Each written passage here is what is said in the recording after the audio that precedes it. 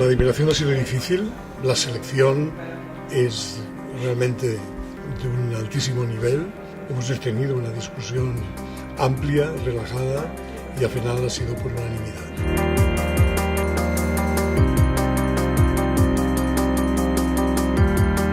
Una idea buenísima ha sido durante la hora de la comida, que hemos podido disfrutar de un par de horas así de un ambiente más distendido. Entrar en contacto con gente de diferentes áreas del conocimiento, uno le aporta una visión muy diferente de las cosas y le ayuda a tomar perspectiva. La ciencia es todavía una asignatura pendiente en nuestro país.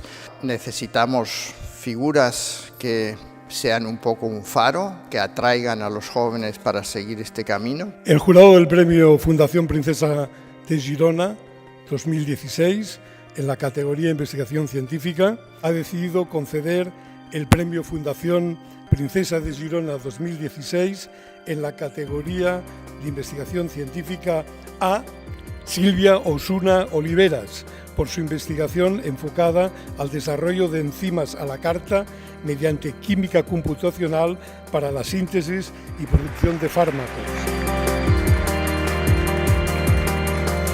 Para incorporarte al tren tienes que estar preparado y para eso lo que necesitas es un esfuerzo continuado en investigación. España es un país que hace investigación de primera línea y que eso merece la pena mantenerlo, potenciarlo. Y si el sistema público no funciona, es igual ir a buscar al sistema privado. Los investigadores tenemos esa responsabilidad también de llegar a ellos.